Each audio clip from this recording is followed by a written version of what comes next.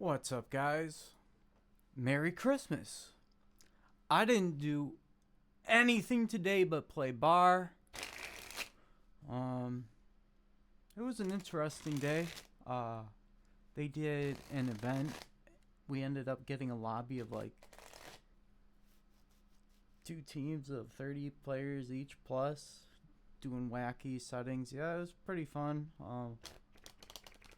A little bit frustrating because a lot of the settings I was not familiar with, so I didn't, it's like a better luck next time sort of thing. But and then I actually hopped into a clan chat. That was pretty cool, I guess. I was really, I was messing up because yeah, I rage when I play this game. Yeah, just starting out with some story time. I rage when I play this game, so I usually avoid chat. But yeah, I don't know. It was cool, I guess. I didn't rage too much. I've been playing all day. I played like 10 hours or something. At 12, I couldn't even tell you. In fact, I can look, but I'm quite dedicated. Let's look. Oh my god.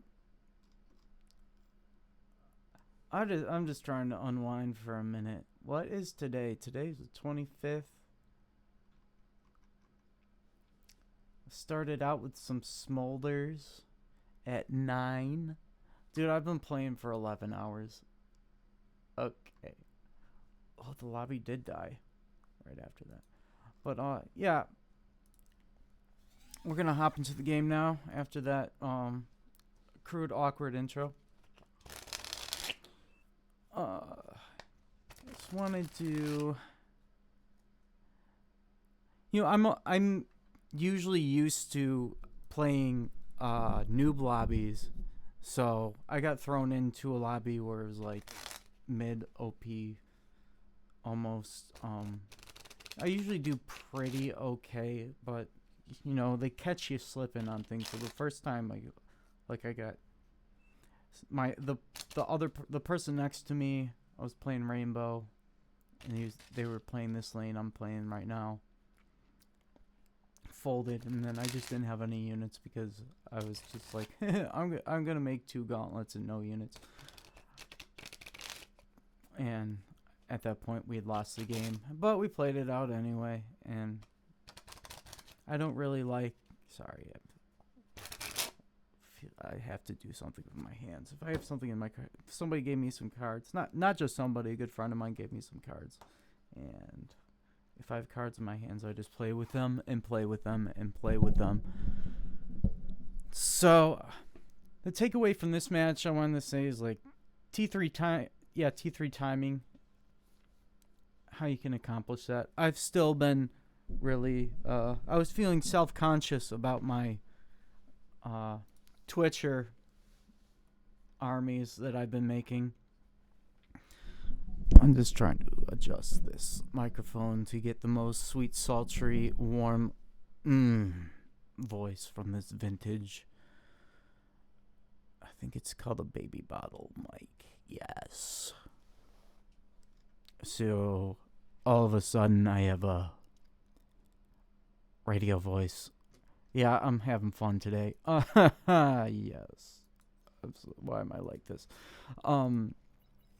The win was pretty good.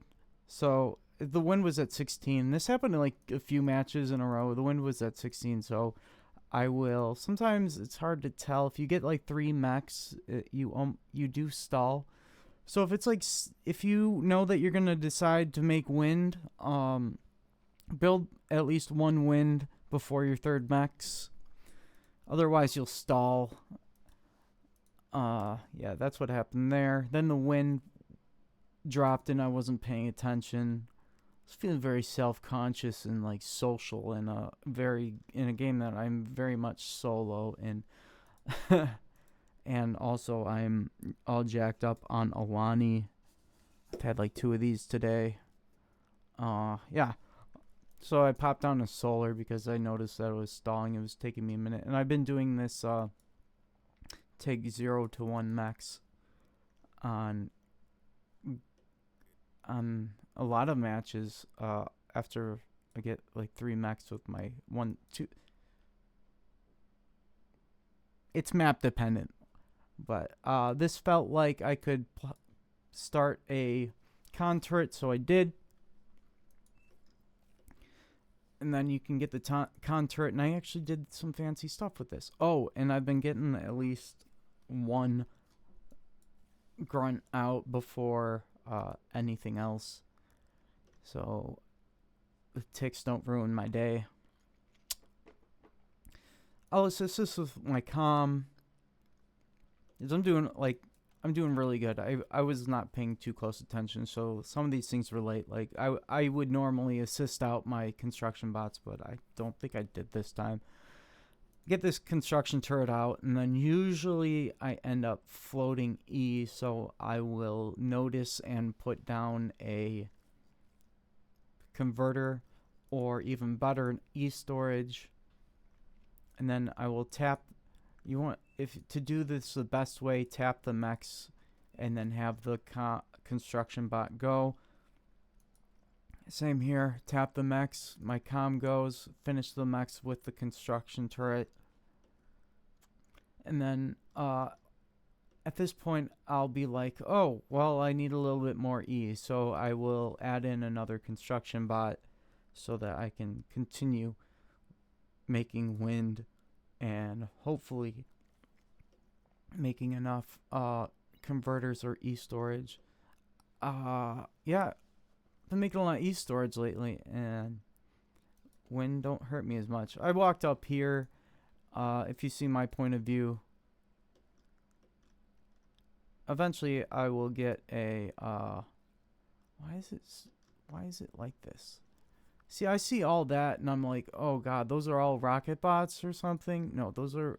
I didn't actually check. Those were all ticks. I was like, man, I'm late, and I think I am a little bit late to the front. I saw all that, and I'm like, oh my god, how is this possible? But those are all ticks. It just looks scary in radar. But if I just push forward and took a peek, and then there's this tiny little gap there, I don't like that. And Kowalski is right next to me, and for the entire game, I quickly went over this replay. He missed these mechs, so don't do that.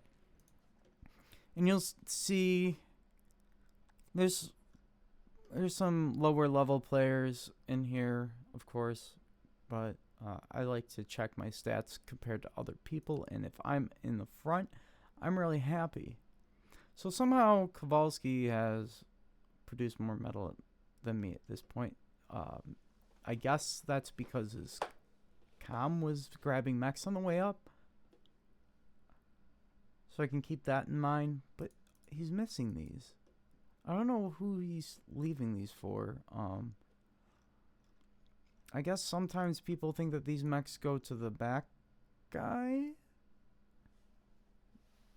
but that is not my experience. So these are just left on the table for the entire game. Eventually, I am going to end up being very ahead because I'm going to be able to what do you call it? Get all of my mechs up until the center, up to the 3.2 mechs, and then also contest my lanes. So that will put me ahead. As long as I have half the mechs, feeling pretty good. And I've been practicing with rocket bots just a tiny bit the last game or two, and yeah, I'm kind of understanding how they work with this really campy glitters stuff. And you're just like at the standoff in the center. Basically, it only works because they're covered by the LLTs that your commander builds. And also, You got to be really careful. You want plenty of grunts to screen for screen leaks early on, and then you can transition the rocket bots, and then just kind of poke and prod. And I was very happy with this guy. He had one. I don't think he overbuilt artillery. Maybe he did, but like one is enough, and he takes out this mech. It was very nice. The last game, a guy went hovers with those ones that fire rockets, I guess. That's kind of cool as a support role. I think he played the back line. I don't ever see hovers played well. But yeah, we'll go ahead. This is absolutely positively not the way to play this position. Absolutely not. This is a good unit choice to have a Janus or two, but Janus have a tendency of doing more friendly fire than actual damage to the enemy, and yeah, they're very much just a support unit, unless you have this very niche case where the opponent is spamming thugs and nothing else to screen and draw fire and force the Janus to shoot themselves. You have to micro with them. I've heard it, and this is probably right. I've heard it said that a lot of people will turn it to hold fire, and then you have to manually tell it to attack. Usually attack ground. But yeah, Janets are really good against thugs. Usually I'm only looking at my own stuff, but honestly I've talked about a lot of things in previous videos already. This is the spot. The back corners, the two back lines should be conflicting here and here. If you have two people fighting over this choke point, it's not good. Don't do it. You should be there ready to support either side, or at least plug the hole and take your mechs, which it doesn't happen often enough, but usually, traditionally or whatever, there's two mechs that will be left for the backline player, and that's really your incentive to just get up there and do your job. I couldn't tell you exactly which one it is, but I think it's like here and here, and I'll leave them empty a lot of the time, but if they aren't taken, I'm not leaving them on the table. This is something that I do in a lot of team games. If my teammates don't get to their mechs in a reasonable amount of time, they no longer have any claim to it.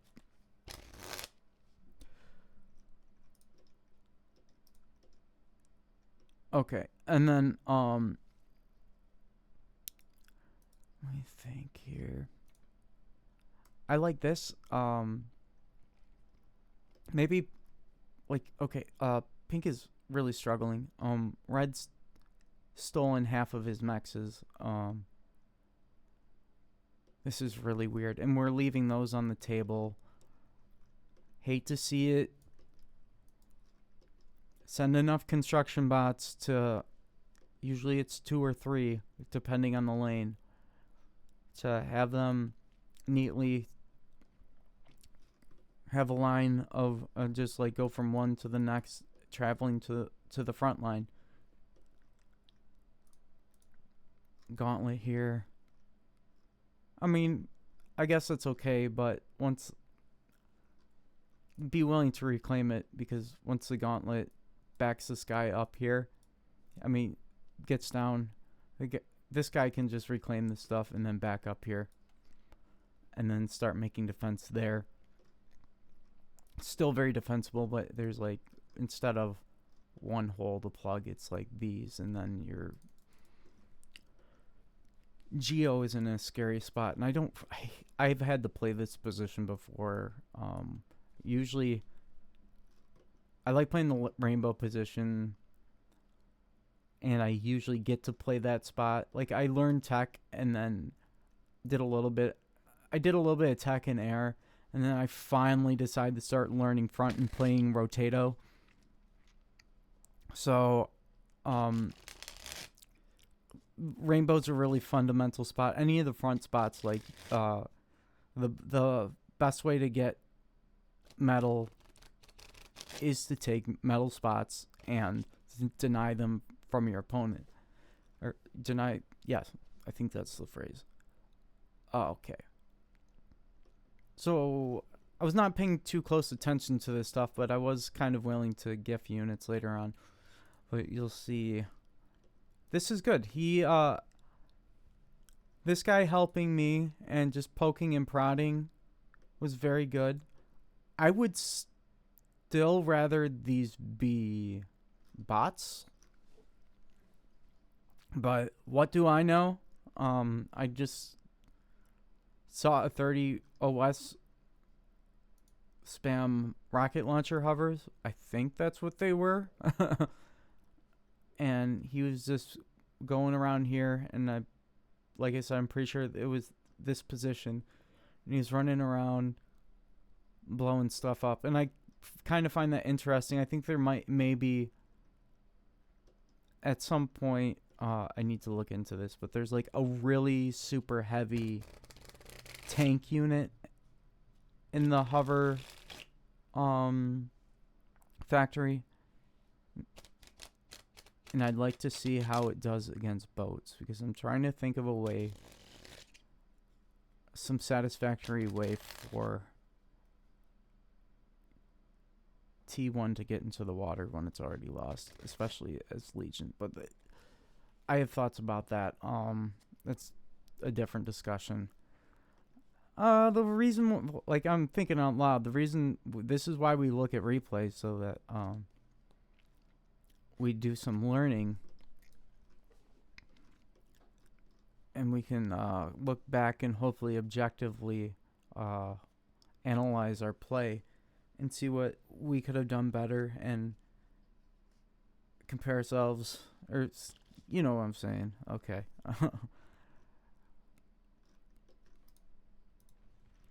We're going to keep going. Yeah, basically just been doing rocket bots. I'll try to keep these grunts alive as long as I can. Have them do a little spotting, because you can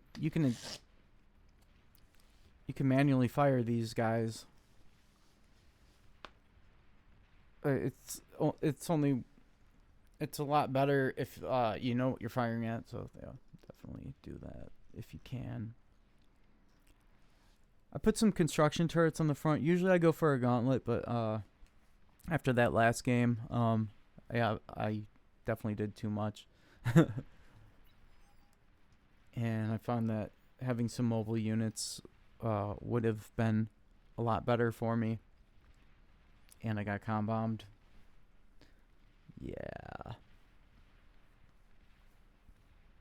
So, let's...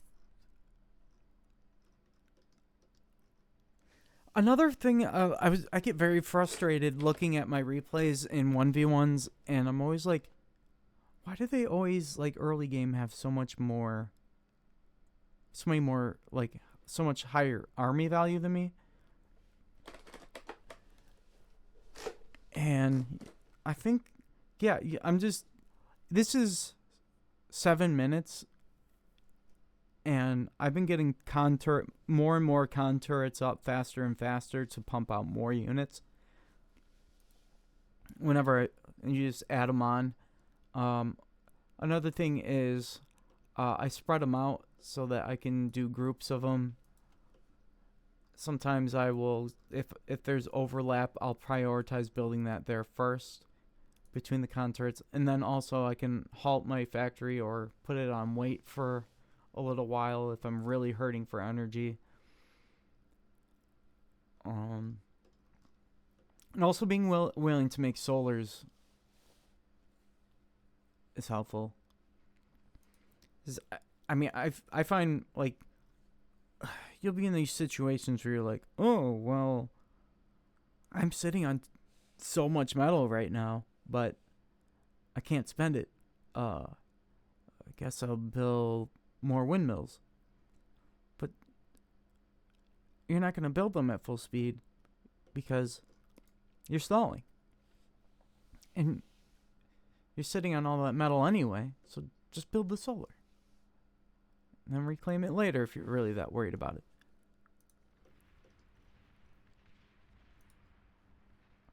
I mean, definitely reclaim it later. For sure.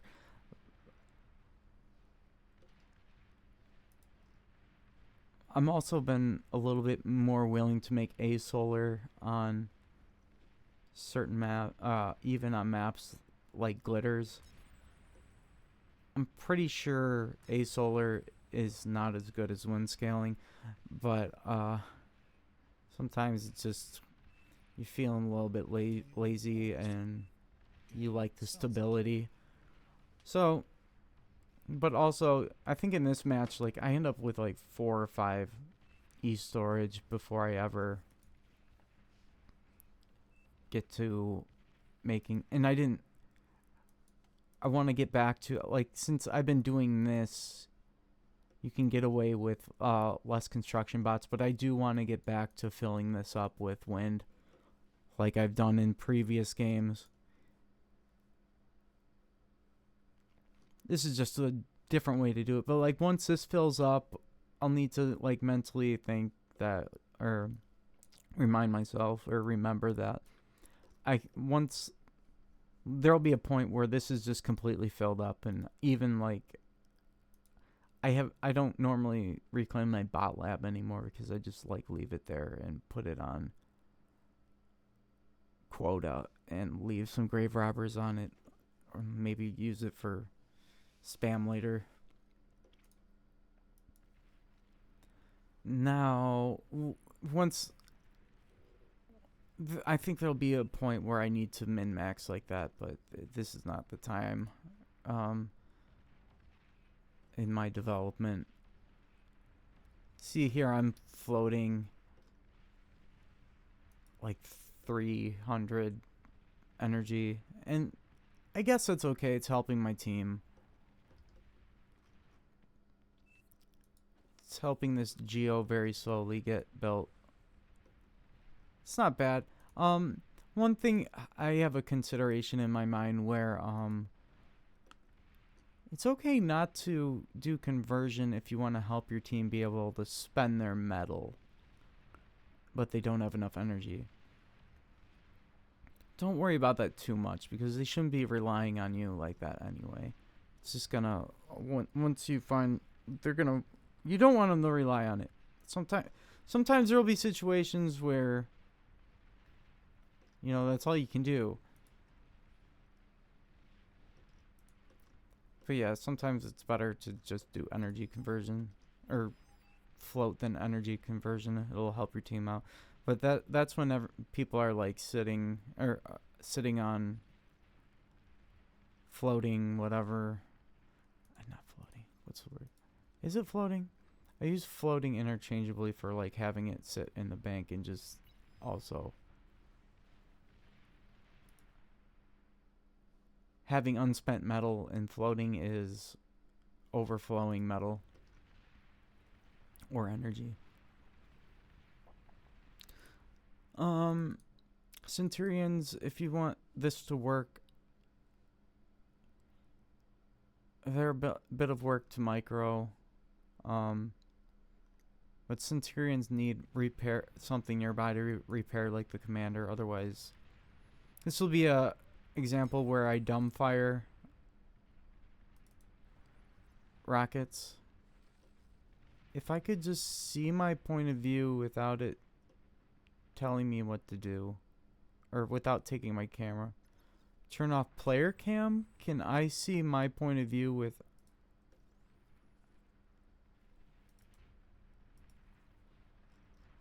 okay.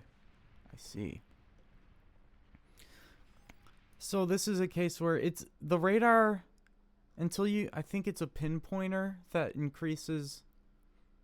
It might. I can't remember. I know the pinpoint.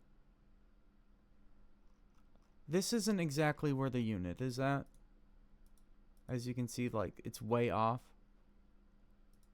Radar doesn't. It gives you a general area.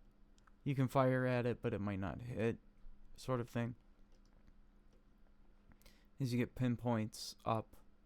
I mean, you probably don't want pinpoints this early, but remember to build those. I'm not sure if they increase the accuracy of artillery or not. I think they do, but I'm not 100% sure. But yeah, I'll attack ground here.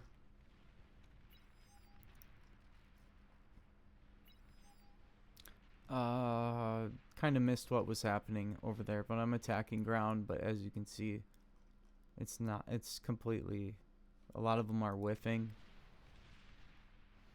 Like these, wasn't having his units move, so it doesn't matter. Rocket bots, are very easily outmaneuvered or, out-microed, I guess. Rocket bots do a salvo and backup, and then you have to dance around and try to not get hit by the rockets.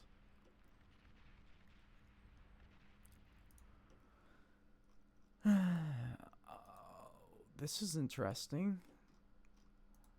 Blue uses the little spider scuttler thingies. Bedbug. I missed what was happening over there, but looks like the backline rage quit. Top OS player doesn't understand glitters. 2 players getting taken care of, funneled down the canyon is probably what happened. That's what usually happens when 2 people concentrate on canyon when you don't need to.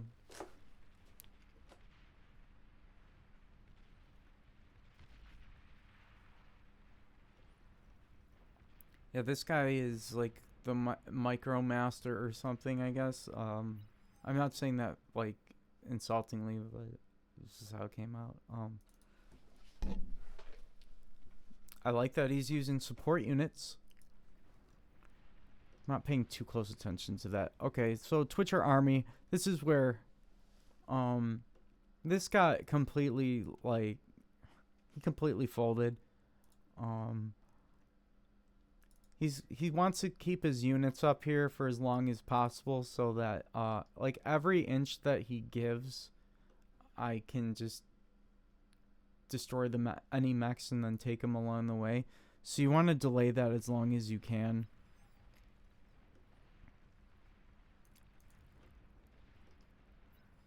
And as you can see, like, okay, he's given up, I guess.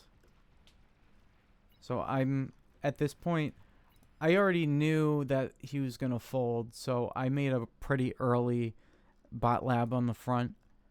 And I thought a little bit ahead back here. I don't know why.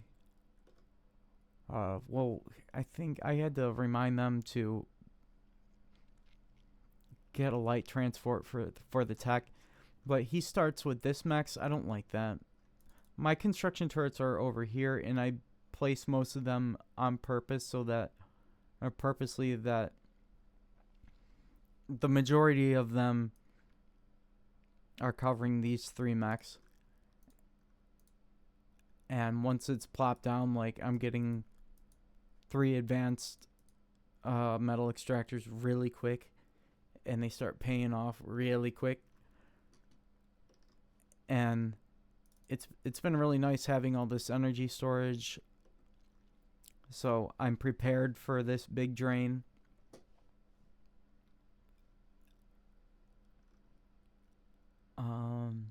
And also having a ton of wind. This is like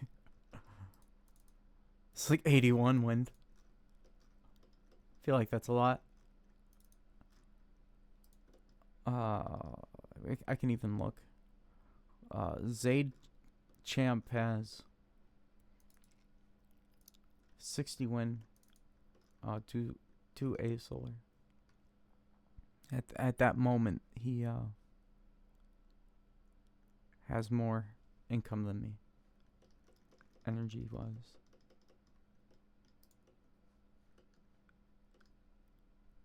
I'm just kind of looking down this list. Actually, no, I have almost 1,000. Kowalski over here. Okay, this is A solar. He's paying a lot of energy for that energy output, for one. And as you can see, we have... It's slower than wind, so the difference between our energy produced is 50k. And also, yeah, this guy got tired of Kowalski and took those mechs that he left on the table. But yeah, I built this up here in preparation for this guy folding, because just really wasn't feeling the pressure. Yikes! I didn't even look at this. Burrow has 4 wind and is stalling building. Oh my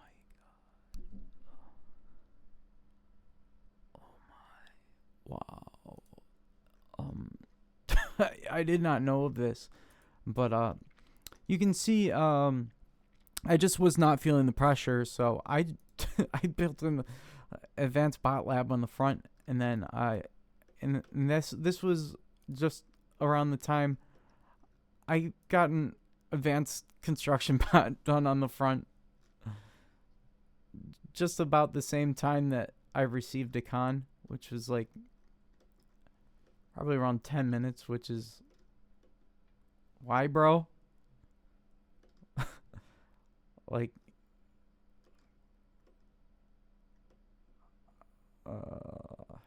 I will always say this, like, give your air player the T2 first, and then your best front players, and it's of these 4, or in order of OS, to make it simpler, but these guys are going to make the best use of it. Your 4 front players. The air player is not going to have anything to spend his metal on. If you're the air player, really, you're just not... In my experience, you're not going to be spending all of your metals to just, like, hand it off. And then these 2 guys in the back line should be meant for your worst players. That doesn't always happen, but they have the least mechs to take anyway, so. I build a Twitcher army to assist this construction bot, and as I'm able, I try to tap and go. I have some Twitchers assisting this con, and then one in the front, and I made sure that I was taking these T2 mexes, or not T2, these the 3.2 mechs first. At some point it felt a little bit scary, so built this Scorpion. And then, okay, if you guys wonder, like, how do you counter Fat Boys, or any artillery unit, it's usually a medium tank. And specifically a Fat Boy medium tank, but also spam and medium tanks. You'll see that I did that later on because I was getting frustrated with, like, just a ton of... Oh, we'll show you later. It's frustrating trying to figure out how to deal with, like, a Sheldon ball, and then Yeah, basically you just build a bunch of medium tanks and run it down. No problem.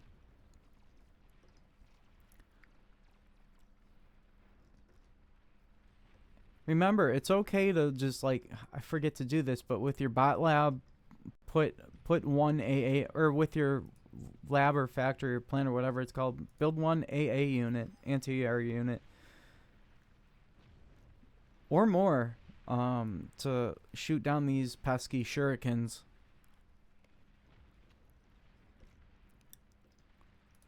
I like sumo. Sumos are really good. Uh, a lot of bots. I like to transition early to vehicles or T2 if I can. I've been doing less thug balls lately.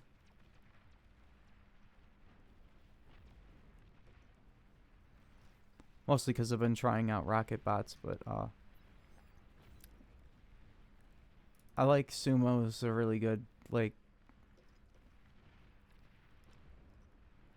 this guy could just drive past these, but psychologically it feels like he has to deal with these. But I have this pop-up Sabbat whatever turret behind that. But yeah, look how long it takes for these to get taken down.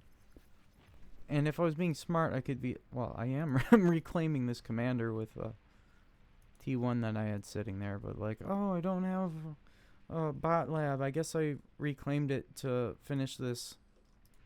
I was talking about later. Sometimes I just don't do it. But it was pretty early, so I didn't have, I needed, I guess, every speck of metal to get the lab up and the con and the turrets.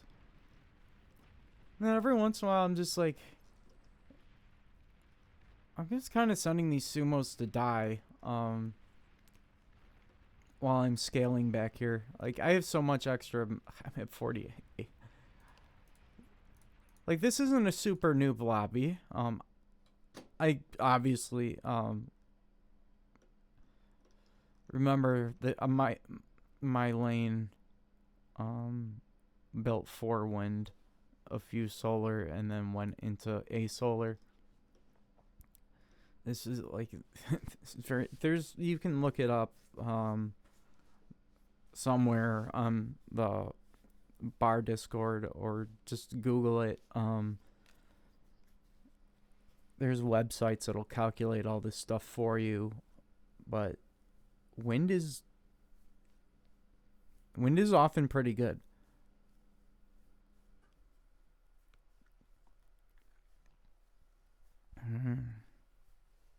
Especially on glitters. I don't know what the break-even point is. I think average 12 wind is pretty good. So these Twitchers serve a lot of different purposes. They're mobile. They can build Twin Guard and pop-up plasma. So I play core a lot. I haven't been playing ARM for quite a while now. I don't have much to say about that. This is okay. When is it appropriate to build a solar? When you have the energy for it. It's just like a win more thing.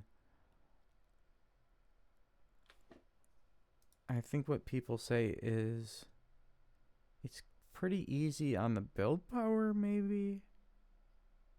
I don't really know what the benefits are, to be completely honest, but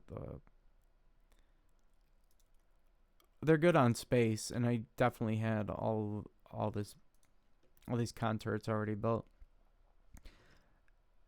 And I'm floating 6k metal. And you'll see what my new base setup looks like. We'll start with some fusions.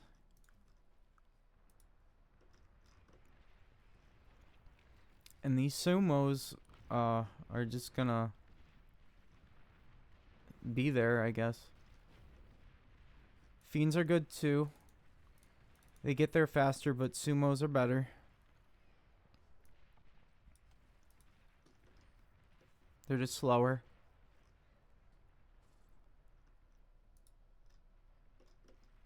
They serve different roles, I guess. I guess fiends are for getting there faster and targets of opportunity sort of thing. Like taking care of fragile units. Even they're good against medium tanks too. Like they're not horrible, but they die quickly. Sumos don't die. They just return. They're just slower tempo.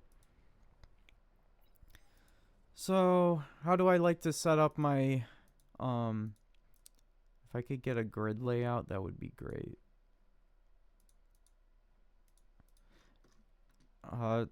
Turn on the grid layout in your game. It's pretty good. It's how do I even put this? There's squares and then bigger squares. There's like 2x2, 4x4, 8x8. I could be wrong, but I space out the construction turrets. I try not to overbuild them. It's just like I build construction turrets when I just don't have anything else to spend it on, because I can't build Twitchers fast enough from a single factory.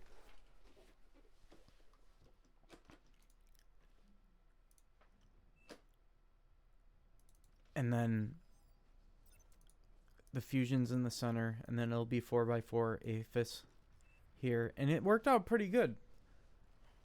It like fit really neatly. You'll see that later.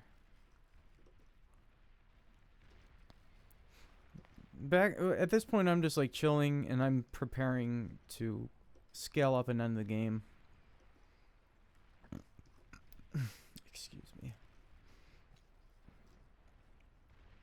I could challenge this earlier, but like as long as I feel comfortable that he can't attack me. They're down an entire player, so this isn't the best example. But when you're in this situation, you can make the most of it by upgrading all of your mechs really quickly and getting mobile build power going, and then once that's done, then you can get construction turrets and start building your fusions.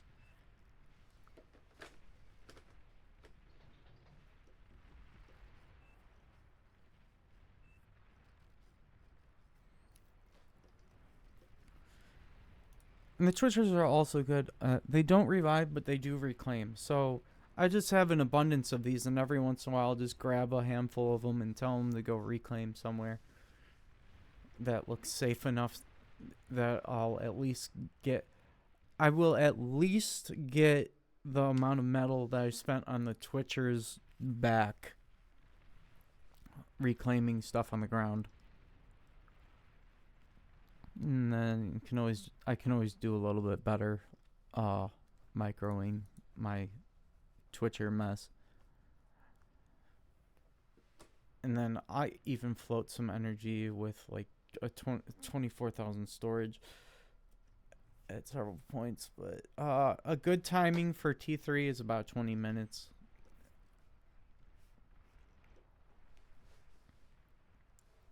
Same for your tech. I think I saw in one game, one guy was like, Marauders are just like, Marauders don't give you any value on glitters, really, for real. Like, they suck.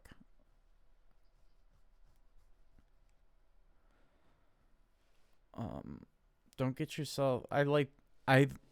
for 1,000 hours I played this game, and I still do not like playing OP lobbies, and I know that I could learn some stuff from that, but I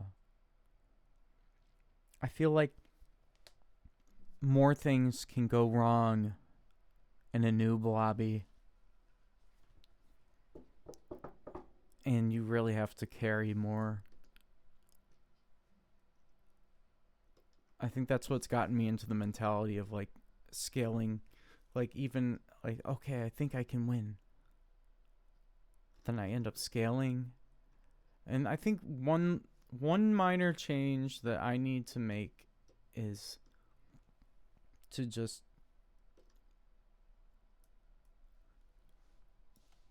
what do oh, I made anti-nuke. Aren't you proud of me? I was making some decisions about where I'd put it. I could cover some people's bases, or I could just cover my own. I decided to just cover my own shit, to be honest. Sorry. I think I just went through an entire video without swearing up until this point. I'm sorry. I broke that streak.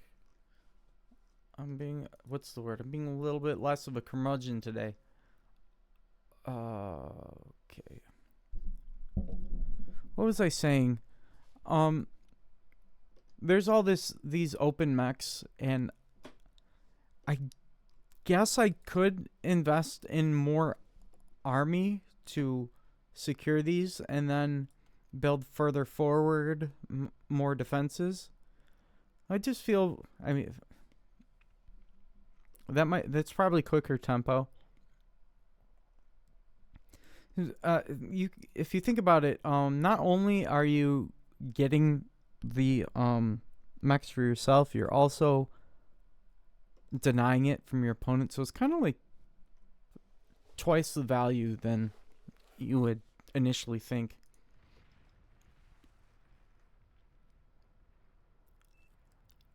Map control is always going to be the most important thing, especially in the beginning.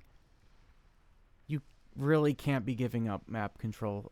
If you're playing glitters, how do you know that you're losing? You have less than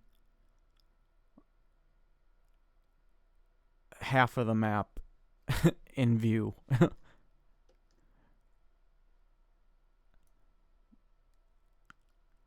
You're about even if all the mechs in the center are being denied from both teams.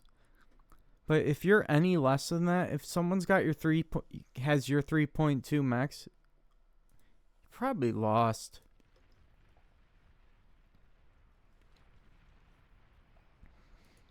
You're just waiting to lose. And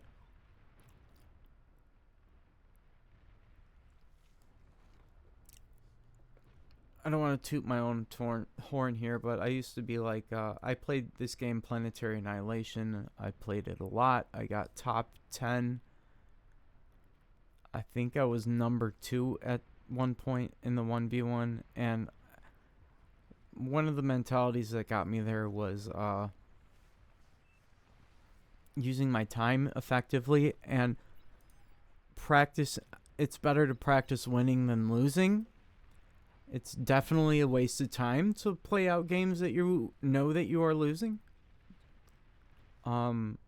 You're being disrespectful to everyone on the team by not resigning, and to your opponents. So that's my viewpoint on that. It's just not a good use of time. You don't like need to make you're making decisions on like how to get the game to drag the game out longer. Those decisions aren't decisions that a person who's winning will ever need to make. I hope that makes sense. If you view yourself as a winner or want to be a winner, you should be practicing winning rather than losing. If you don't leave games,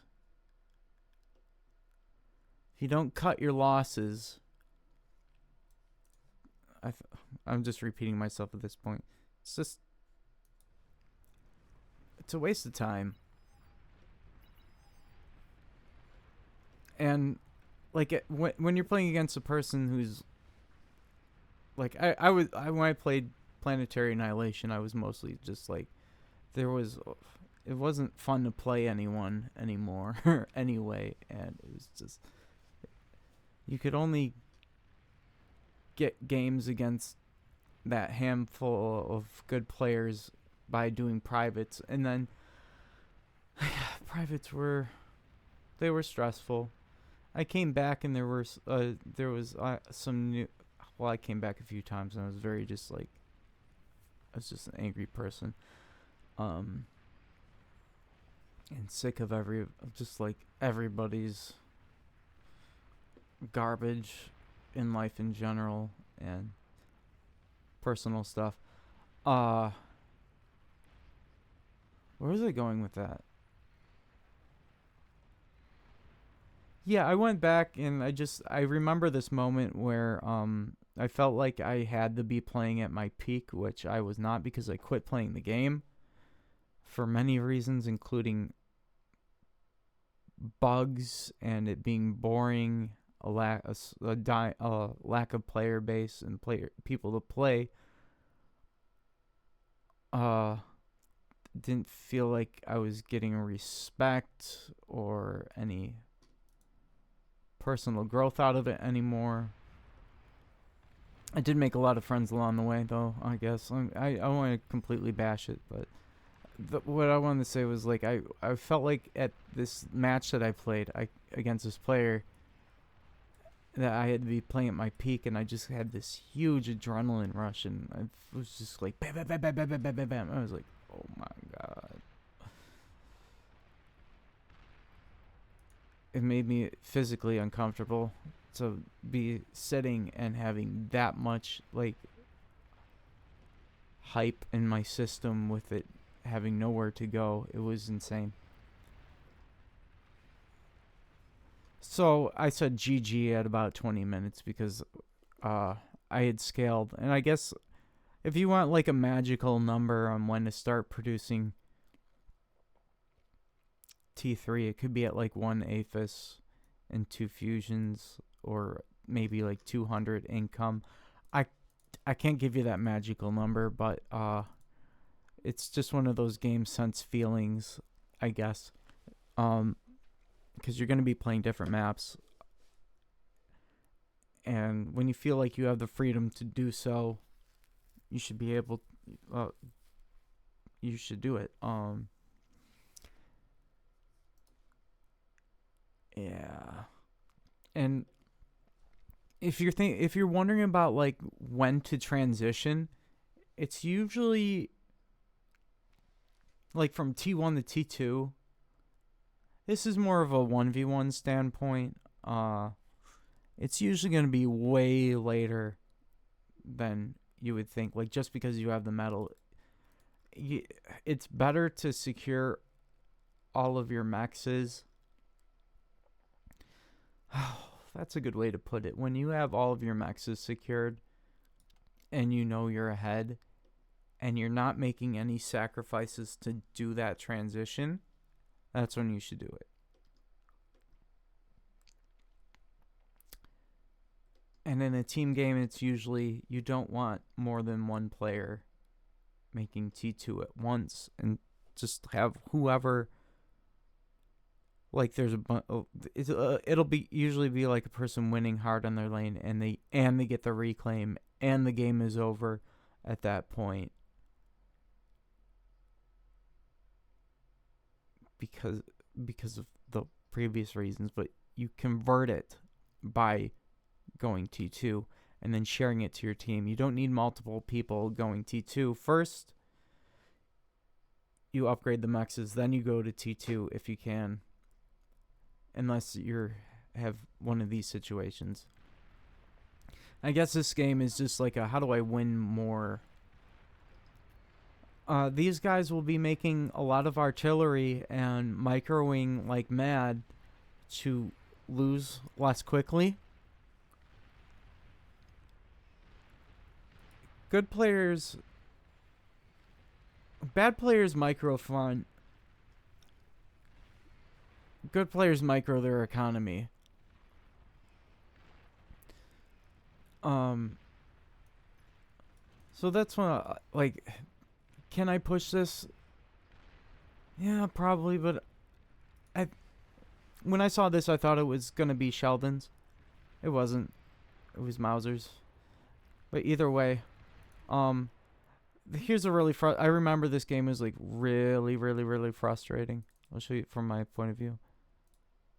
I gotta get out of my I got out of my perspective, but on player view. I don't have any radar coverage here, and it's okay. There's a few solutions to this. Be willing to make Junos. Have that. Just have that in the like. Get in the habit of just making Junos. They destroy anything that produces stealth or radar, as far as I know. But I was getting really frustrated this one game because like I had to like take half the team, and there's just like this ever growing ball of Sheldons. Like, how do you deal with that? Well, you have to micro it, or just like be willing to make Junos. But if you're in this situation, Shivas have 2 attacks.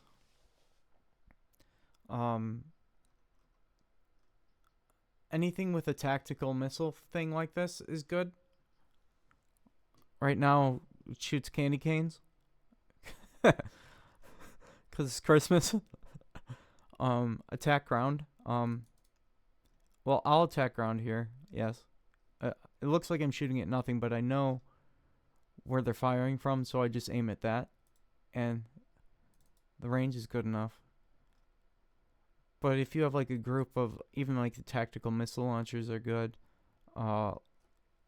Unit wise or building wise, those are really good for clearing these up. They just one shot. The best way to do this is, I was dumb and I was just like spam A clicking the ground. What you can do is, if I think press A. I have to like imagine myself doing this because I don't. Press A. It's A then Alt. I know that. So A, click, Alt, slide. And it'll whatever the line that you slide it on will give them all a different attack ground order. Works with nukes and stuff too. Tactical missiles, anything that attacks ground. If you have a group of them, you can give them a line command, and it'll spread them out. You're not hitting them all, but I was like clicking really fast, hoping that. Yikes! See if I do any damage. Yep, I see that, and I push forward, attack the ground, and I at least get some of them. I'll get like. These things are only scary when they're in a huge mass and there's like 2 or 3 players making them. Like, these aren't frontline units. They get shredded, as you can see. But I don't have the attention to be doing this and microing my economy, and I guess at the moment, yes. Like, I gotta be doing all this other stuff back here. I'm setting up. The main priority here is, I know that I'm just gonna continue making more units. Like, he's never gonna. I don't want to get in the situation that because I'm not microing and making good unit decisions and stuff, that this thing just gets too big and I can't do anything about it. And I guess I could have like made my own air and scouted to know like if they have anti-nuke or not. But I could also take all these, be more aggressive with my building farther forward, and nudging forward tactical missile launchers and stuff, I could do that too. Which is probably more valuable than just going to T3. Just less mobile. That's something to think about.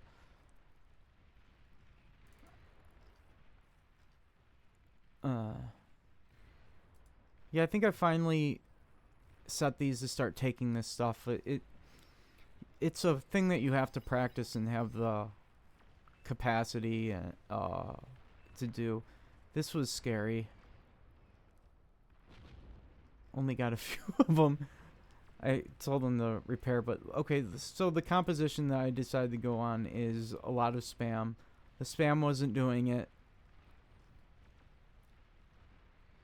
So then I added in medium tanks.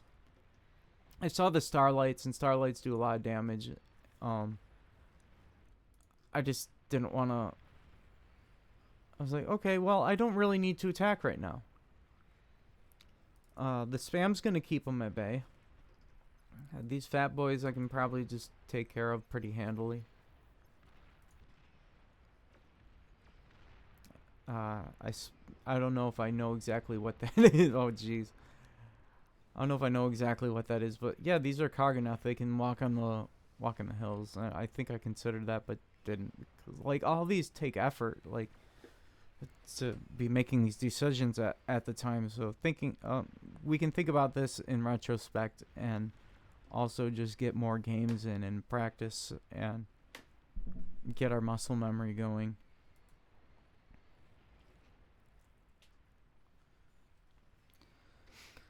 So I think I opted for Karganaths because I think a little bit earlier there was these gunships, and even the AA and the Karganaths wasn't good enough. So then I was like, okay, I'll build. This time I'll make a T2 vehicle factory and then build this over here. But really, well, I didn't necessarily have to build it up here or even that close to the front because vehicles are pretty quick. And I keep I double click this and then it messes up my queue.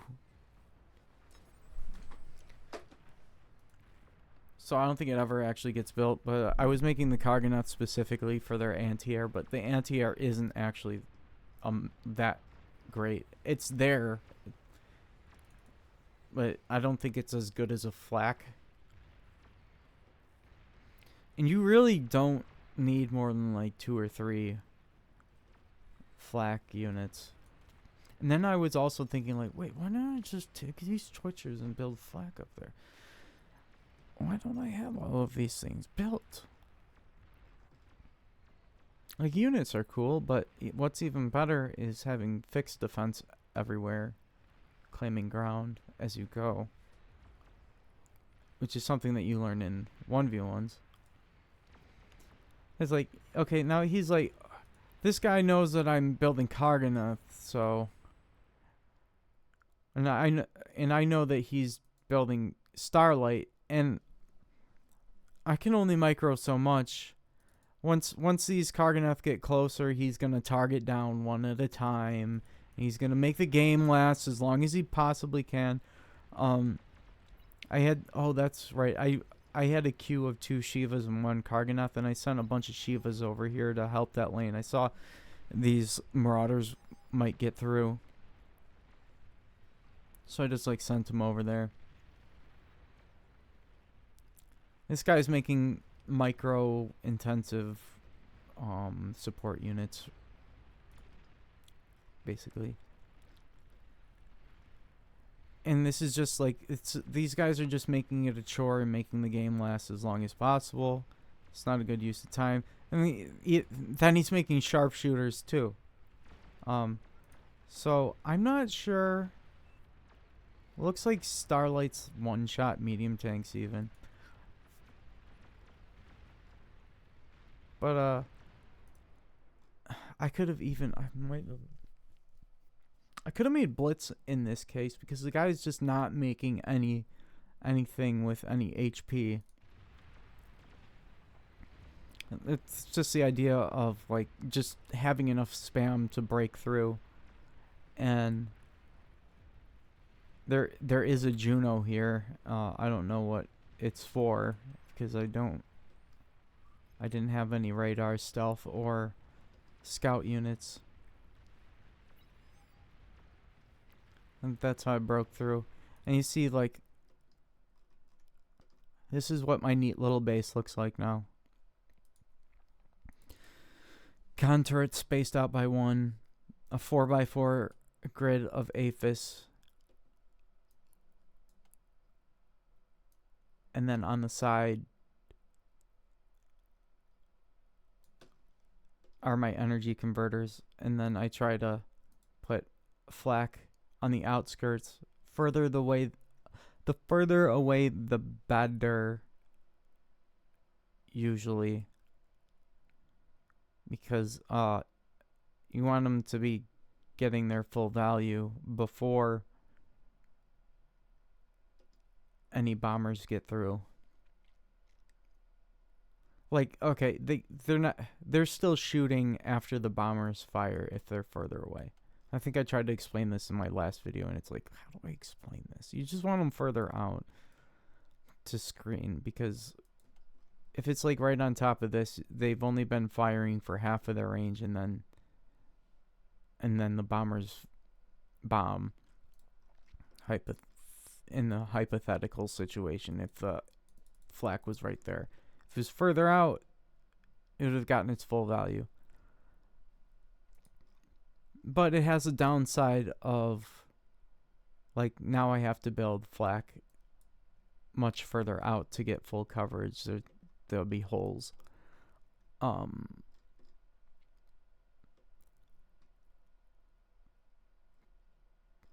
Which is why even better you want a bunch of flak on the front that nothing will get through there. But that's another thing to think about. That was just some random thought that popped in my mind. But yeah, that's basically how you. I guess this is a game where that's a T3 timing around 20 minutes. And how to get there with your Twitcher army. Yeah, I don't know.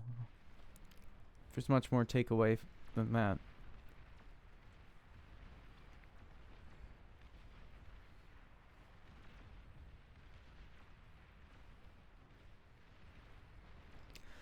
I'm just thinking right now about maybe I should add in another match. That it was earlier today. It was a 1v1.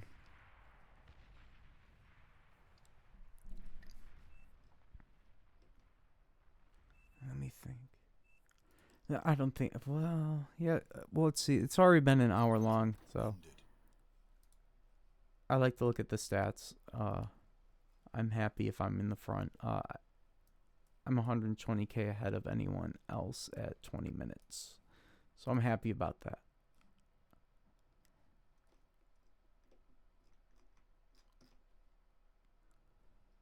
And like I have like 500 income, whereas the next guy is at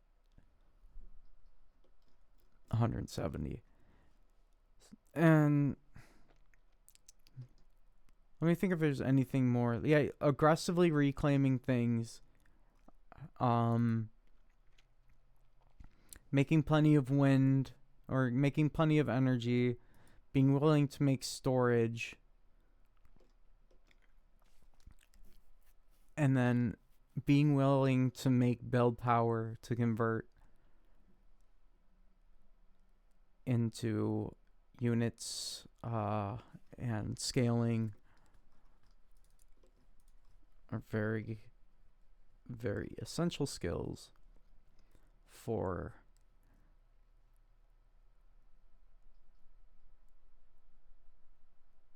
locking down the wind. The win. There you go. Hey, I'm getting a little bit. Next time I try to say that sentence, I might have actually know how to articulate what I'm saying. Cool. We're learning all sorts of things. All right. I don't know. Do we want to do a bonus video? It is. This is okay. Look, cannot find the glit. Red River Estuary. Everybody is C. Build destroyers after you make some light gunboats. Subs are terrible. Absolute garbage. Okay, Eye of Horus. I played a whole bunch of games on this map. 1, 2, 3, 4, 5, 6, 7. 1v1s are great. I have most of the people on my friends list are people that play 1v1s, and occasionally I will get a message somebody would like to play me in a 1v1, and it's fun. I like to win sometimes, so I generally I'm not great against or get wrecked playing against people like 40 OS, so just like I completely duck them. But this is Eye of Horus. I think this one worked out pretty good. Like, I got wrecked in one game, and I came back the next one. I'm like, oh, this is so stupid. I don't. But yeah, this map, these mechs are very good. 2.9. So I played this like 9 matches. Wind is very good. I'll go usually 3 wind. We can look at him. This is an odd choice. Well, yes, I guess you can do that on a map like this. But he's gonna stall. You don't want to stall. Early on, e-stalling is really bad. Okay, he doesn't stall. Okay. So, here's what I don't like. You can get away with a no-mech start, which I've shown in earlier videos, but that's just, I don't know, I haven't been doing it.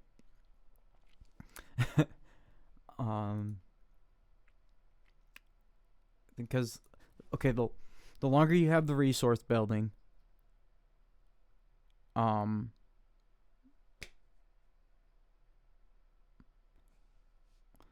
okay, let's talk about like why we do things. The longer you have a resource building is the longer that that it has to pay off.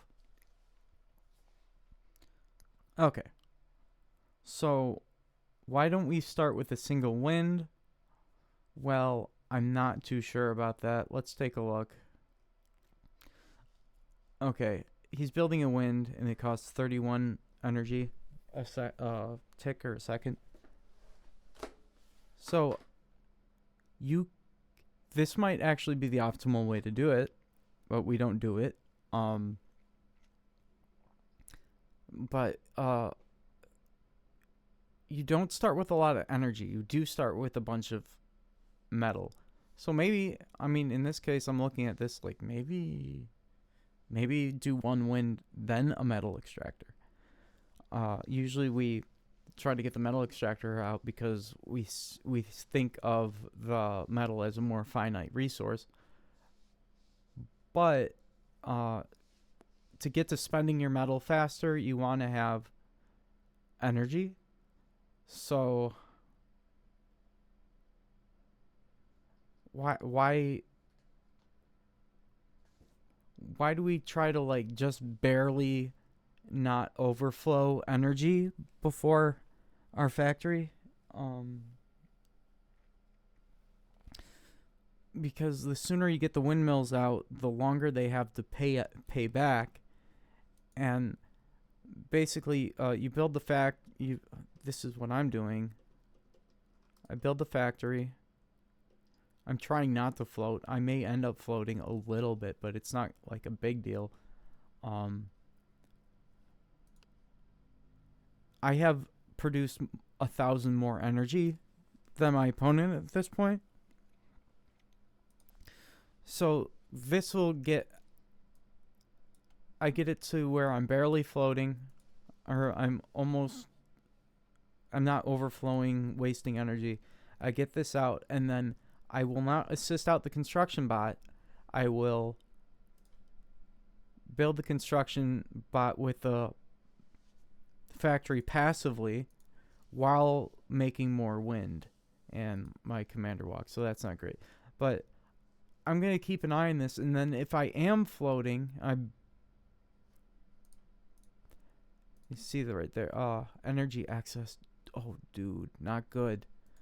So once I'm floating, that when I'm accessing, that's when I assist out the construction bot. And I don't even need to finish it. I just need to get it enough so that I'm not wasting energy. Then I go back to wind.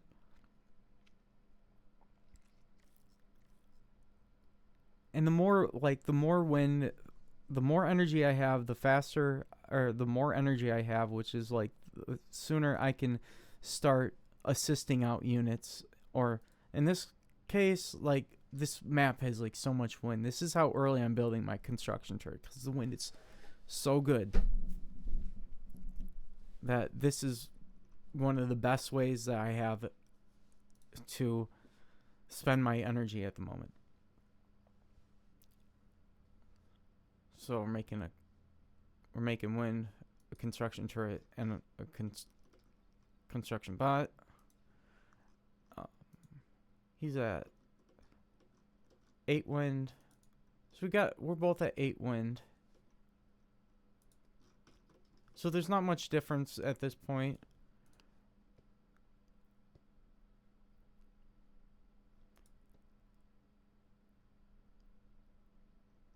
He's okay. So that's one of the things. Try to always build a grunt or some defensive units first, so that your day isn't completely ruined by a handful of. I screwed up this time. I didn't do that. I was lazy. And I might even have a idle factory here. Not good. I'm wasting energy right now too. Yikes. Not very bad. Not good. Awful play by me. In these 1v1 maps, it's wide open. Your circle of you want to make a ton of turrets, basically, is what I'm trying to say, unsuccessfully. And there's so many more points that you can be attacked from, and places that you can leak, I guess. Army value, he's ahead on army value. Why is that? Probably assisting stuff out. We're about the same. And well, usually the magic number is 3 construction bots.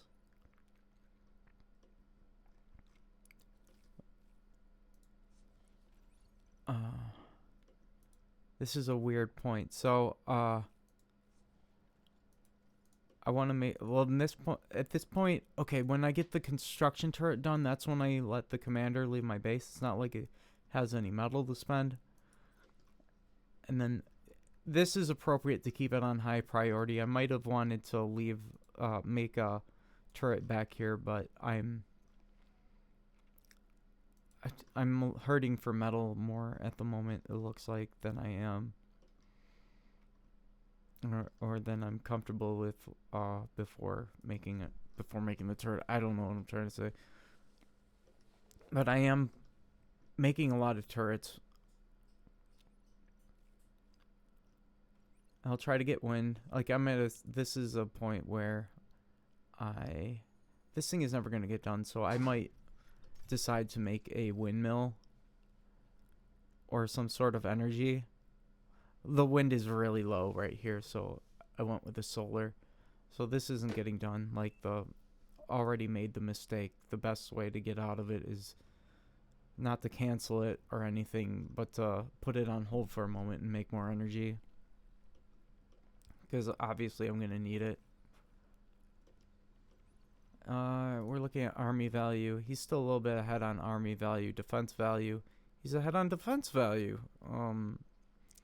Metal produced, a little bit behind on metal produced. And we'll see why. Well, how did that happen? And it looks like this was really important. This is the game defining mistake here, is that he made all of these turrets instead of first getting this mechs up. So if you think that you're gonna stall on a resource, your top priority is to be getting more of that resource. So we can see what happened there. And then up until this point, like, okay, and his commander's on high priority. So while he's stalling on metal and his commander is on high priority, that's getting the metal's not getting spent at 100%. It's getting dispersed between everything that is also on high priority. So while he's making this turret, he made a exploiter 2. You can see how that might be a little bit too early, because this it takes longer to build, more energy as well. I mean, I'm not saying that exploiters are horrible. I don't really have an opinion on them right now. But it wasn't appropriate in this position.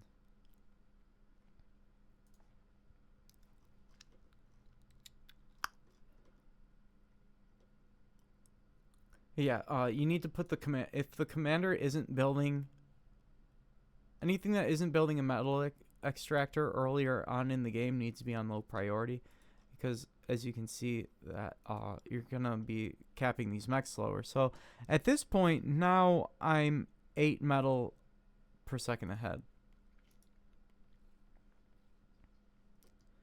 And what that's going to translate into is the army value is now evened up, and it's going to turn around. I'm not too worried about troop movement right now, but where his units are at is not great. What is good is that I won't knock that they're at home. It's often early game, like, until you can get your units in a big blob that can push through static defense. Just by nature of, even if you have more units produced, you're going to be closer to the opponent's unit production, and they're just going to have more units than you just because of proximity to their own supply lines, I guess. This was very scary because the game before ended very quickly because I went to degun a light laser turret and then got ran down by a bunch of grunts, and I just didn't bring it up.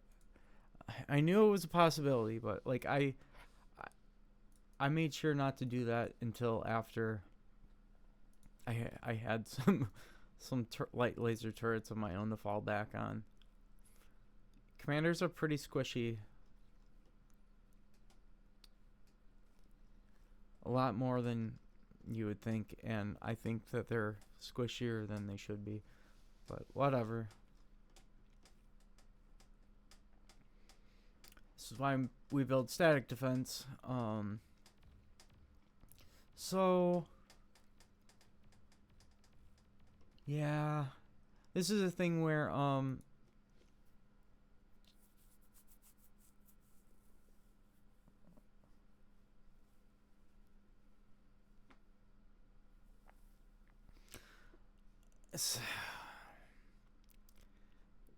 you need to have your units covering your construction bots while turrets are being made.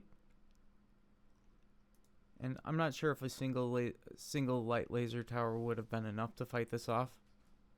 Probably not.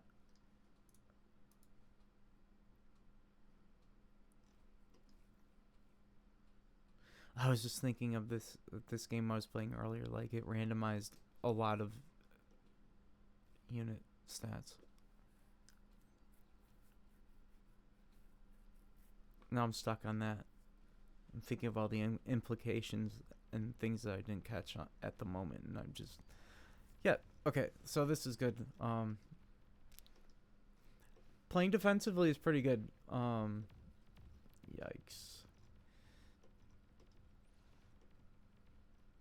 So I'm gonna have to pay him back for this. This evens us up on the medal because I made some poor decisions with where I place my units. And then I lose construction bots, so I'm actually going to make grave robbers, and hopefully, oh no, I lost another construction bot.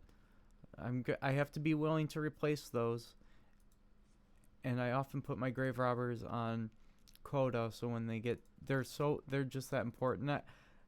There was a game before, like, I just kept losing. I was winning on everything except the guy had more energy production and was using res bots, and I lost on that, and it was frustrating. Or almost lost, but I think this was that guy who, yep, he's doing res bots, resurrecting units. It's great if you can do it. Great if you're not sacrificing anything else. Great. But what I need to do in this situation is prioritize. Res bots are really good. Their priority is to res metal extractors and then construction bots. And I'll hopefully catch that. Jeez. You could have reclaimed that with the construction turret. So, in wide open maps, okay, it's good. It's good to open up with bots because they have the res bots. They have cheap units to start out with. But if you look at grunts,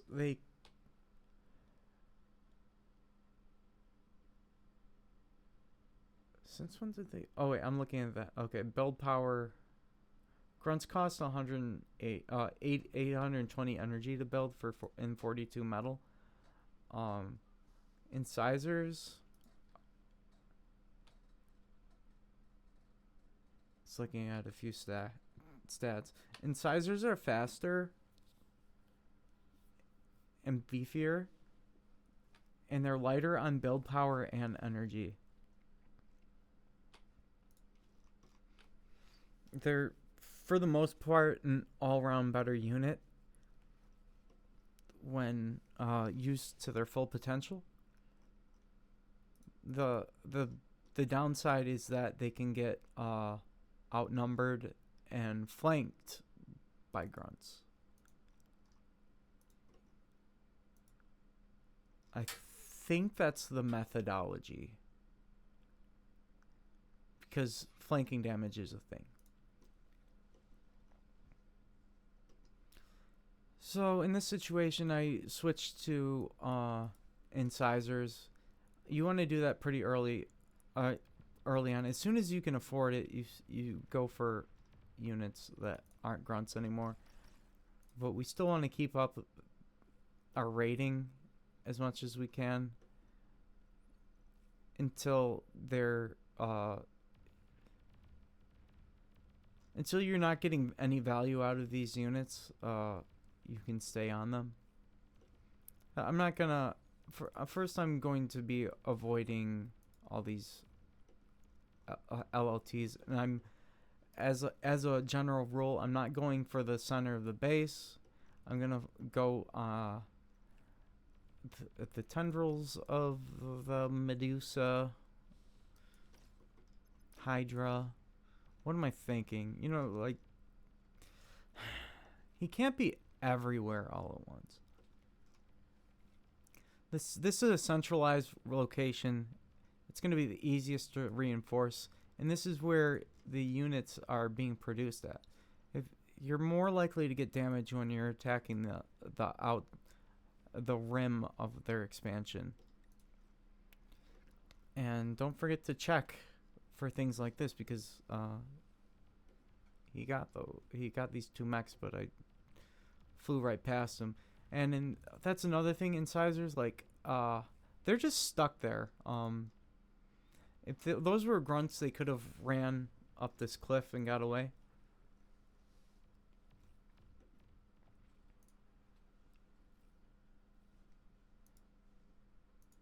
So at this point, metal produced.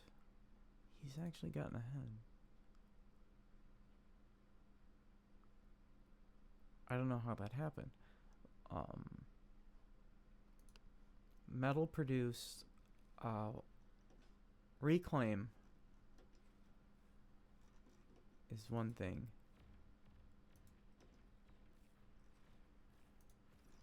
If you don't have the energy to revive, reclaim instead. It's pretty important.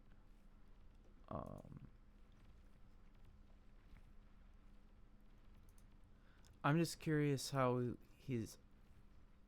At what point did he pull ahead on the energy? It's because of those raids. My units were out of position. I must have even fallen behind. I was ahead at that point. But the earlier the mistake, usually the earlier the mistake, the bigger the impact.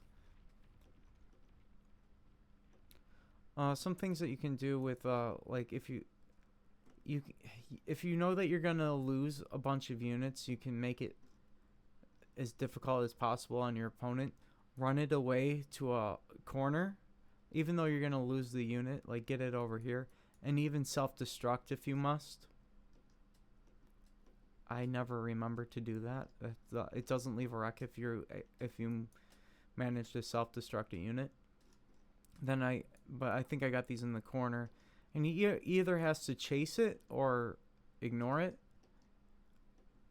And if he chases it, that's time that those units are occupied, not attacking you.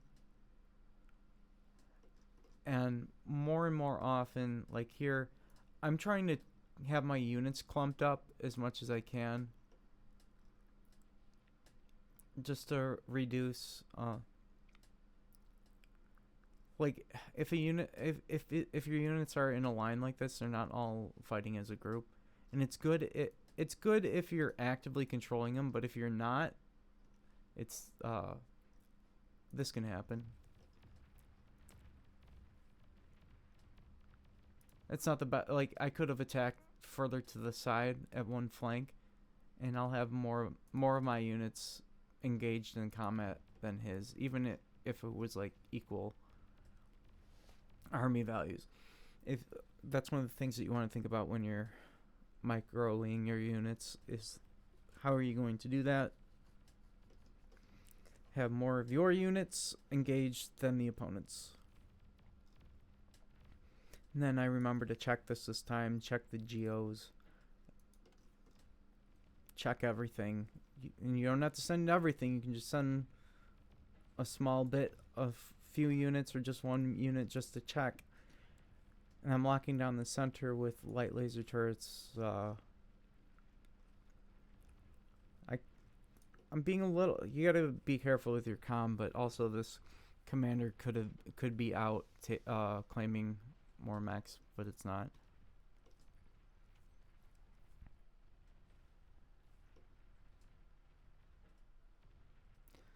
I hope I got to T3, but at some point there's a transition.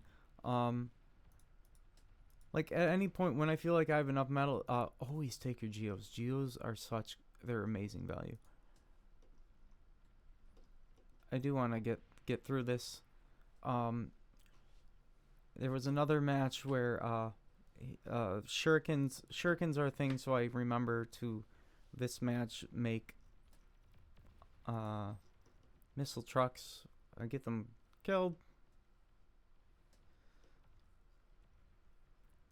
I don't know where my res bots are, but I guess I don't have. I lost them. But yeah, this is kind of the. It looks like the end. We can keep this going for quite a while, and he's gonna be attacking constantly still, and it's really annoying. But as long as I can stay ahead, I'll be making decisions on when to res and when to reclaim units on the ground based on how much energy I have available. And I think this looks like I don't have enough energy, so I didn't build enough energy this game. This is how he's staying in.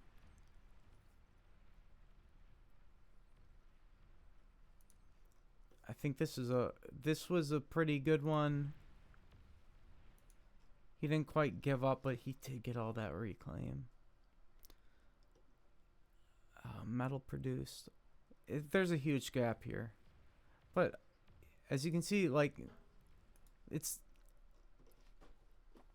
I didn't feel comfortable because I kept getting pressure until like I can take these mechs and feel like that I'm not going to lose anything. I'm not transitioning, and then when I do transition, I'm making an advanced construction bot and a bunch of twitchers to assist that,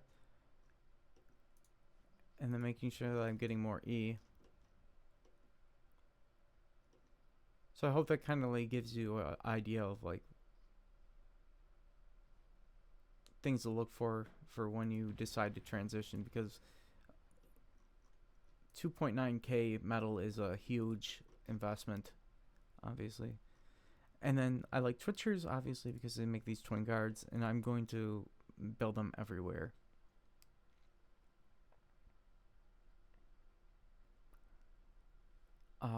Other things.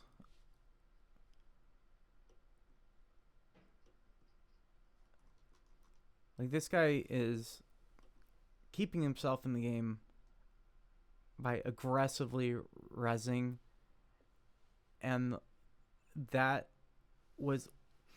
only worked because he made more energy production. He had more energy production than me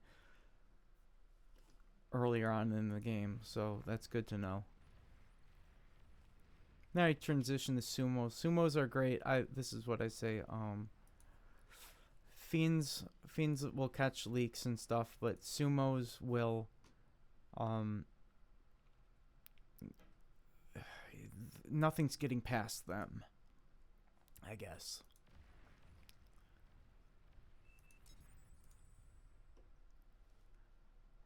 Yeah, in these 1v1s, sometimes like you don't T2 until you know you've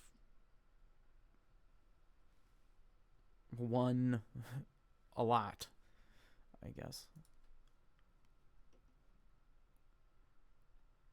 So this one didn't make it to T3.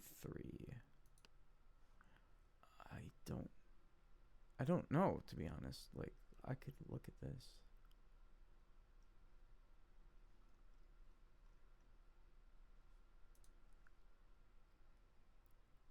Another Eye of Horus. I don't want to. I'm afraid to look at this one because I think I lost this one, and I just didn't accept it. I knew I was losing, but I didn't want to accept it. I was mad that I was losing because I knew that my map control in general is better. And I think at the end of the game, I looked at it and I was like, why did this guy take all the mechs that he denied from me? Game started.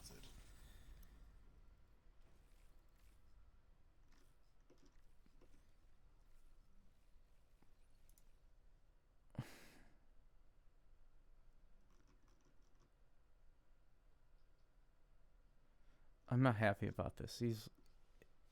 It's 3 minutes and he's 8 metal per second ahead of me. How did that happen? I probably stalled on something. So I can already tell you I probably lost this game. Lots of leaks. I lost this game. It just took him 33 minutes to get me to accept it.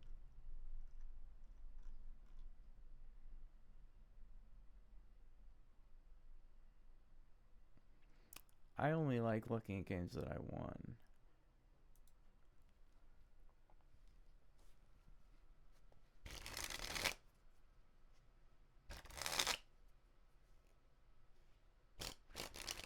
I think I'm out of things to talk about. This was kind of grasping at straws. I think I just wanted to hear myself talk today.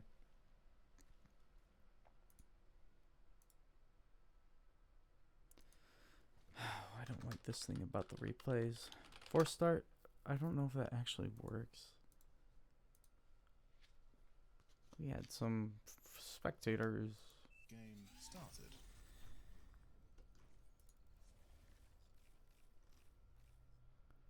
Cool, we didn't stall this time. Things are looking equal.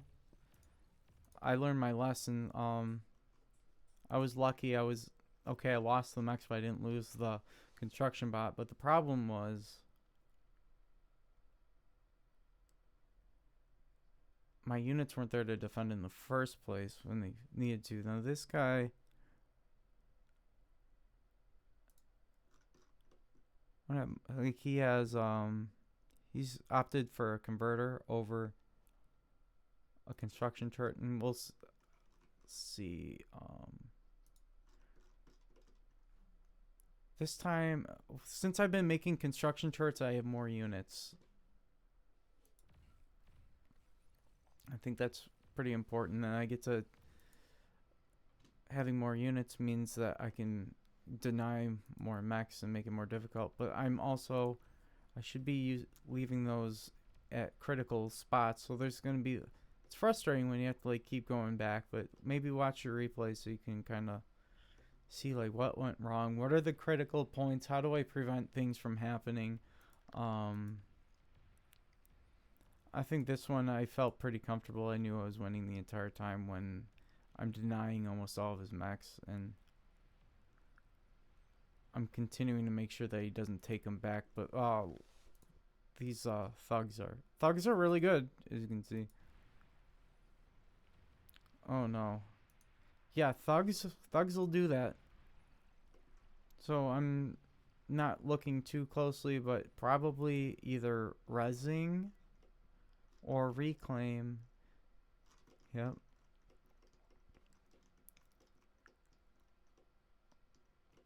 A little bit of res.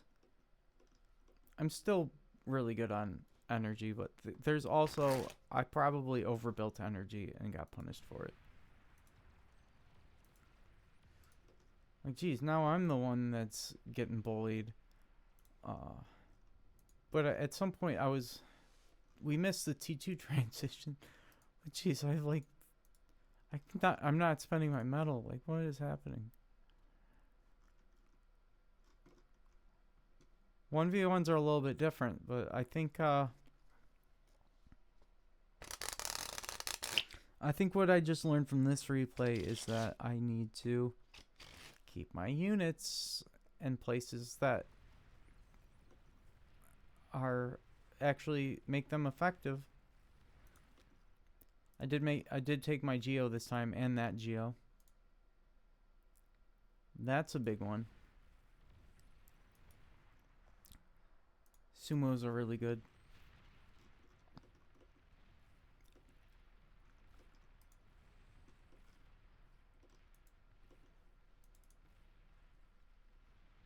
Army value. He's ahead on army, but I have this Sabot turret.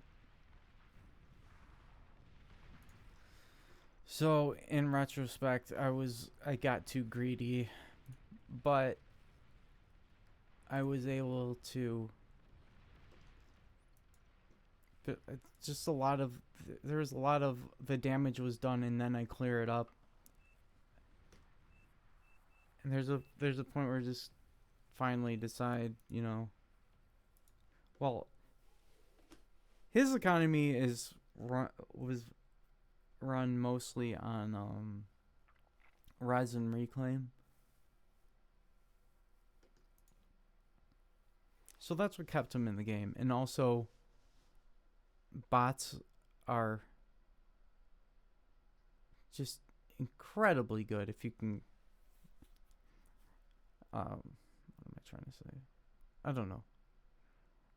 Bots are just incredibly bulky, very good. Battle ended. I was really hoping I could show you some T3 in a 1v1, but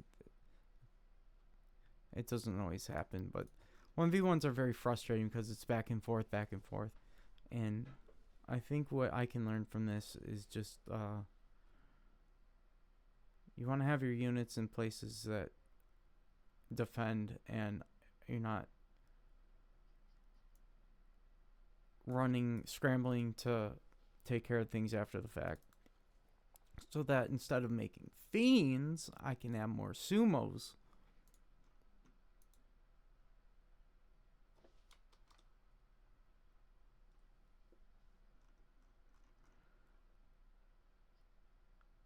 Annihilator's playing this like it's an 8v8 macro game. Yeah.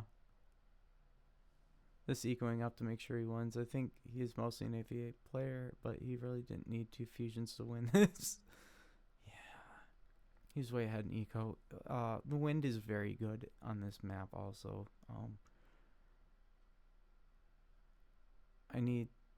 There was one game that was insane that I did.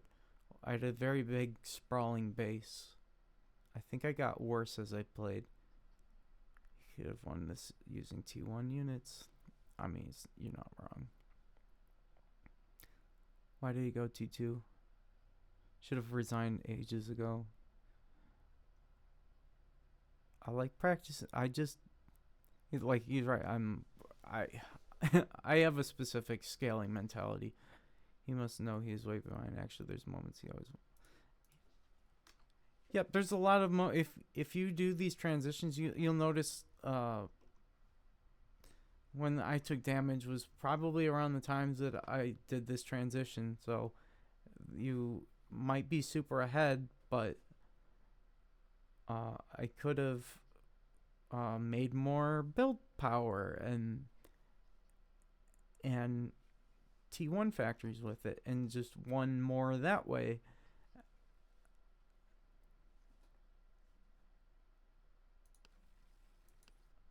I want to I'm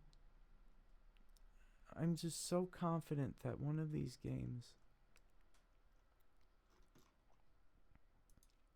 I just felt so cool afterwards because I had this sprawling tentacle base with small groups of con turrets. Game started. Ooh, that's not good. I only did the 2 win.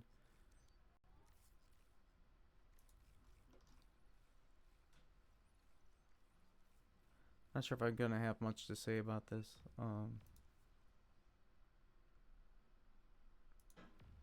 Yep, these lone grunts are doing damage, and I don't like that. I'm behind on army value. Not sure how that happened. Oh, he's got a lot. Okay, he's got a lot more build power than me.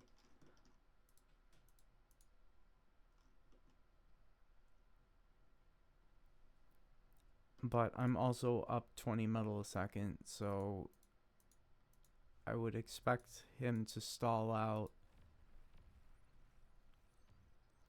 Okay, I need more build power.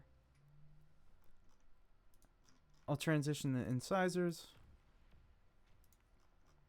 And you see, I'm not putting all the construction turrets in one place. I'm spreading them out. But trying to keep them in range of at least one of my factories. Um, and if I don't have enough energy or metal or whatever, usually it's energy that is the limit. I will turn off the grunts. I'll keep the bot factory and then just make, but I'll keep it to make the res bots and then take this off a queue. Take any of the other units out of the queue so it doesn't make anything unless I just need more res bots, and then make the incisors. Yikes. Geo blows up, I res it. Because I'm a Chad. Resbot. Resurrect. Chad. Yeah. So I do get some build power, but I didn't get it up fast enough. So that was the big thing that slowed me down here.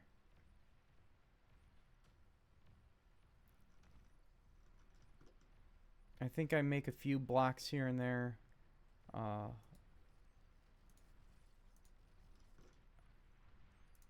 What am I?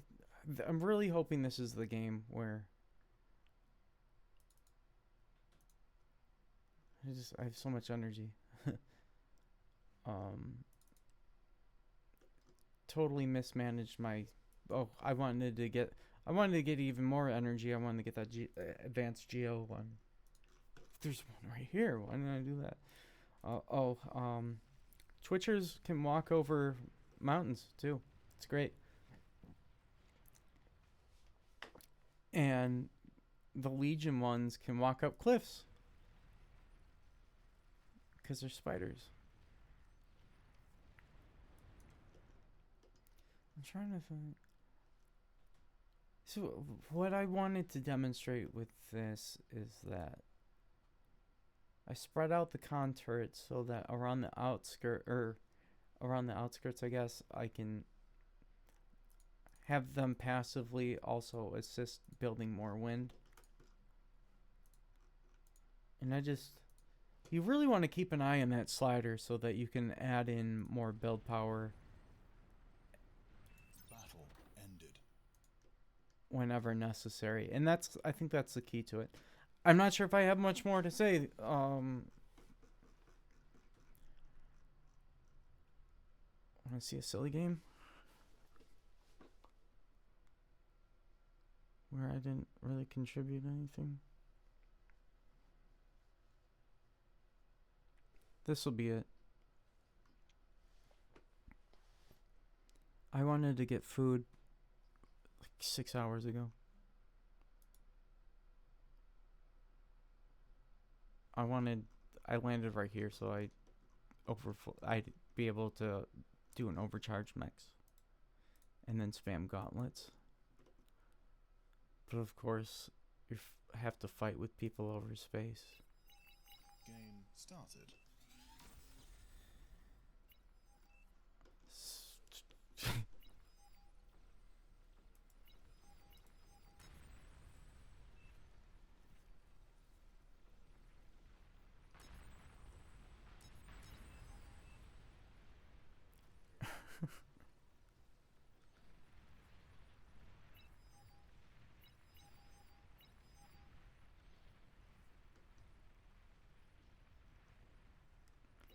Yeah, and in matches with limited space, you really gotta like fight for the space.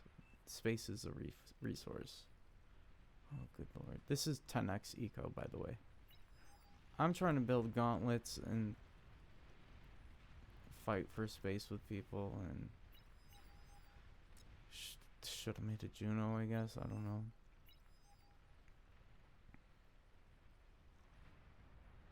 I think they commied an Aphis and then made. They got an atomic bomber up. Didn't think to make T2 anti-air in a map like this. I thought, like, who's gonna be that crazy to do that?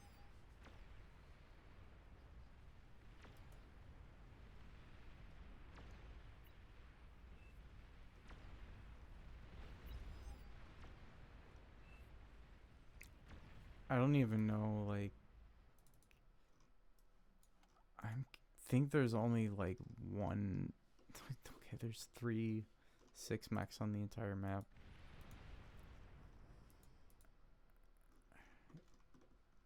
And that's like, how come 104, 208? I was stalling. Yeah, I was like, this is most of the team's income. I didn't really consider that, but how do you spend all that?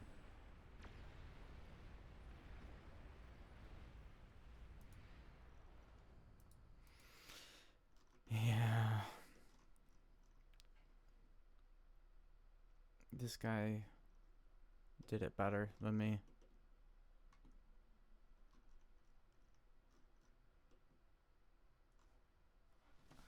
Okay.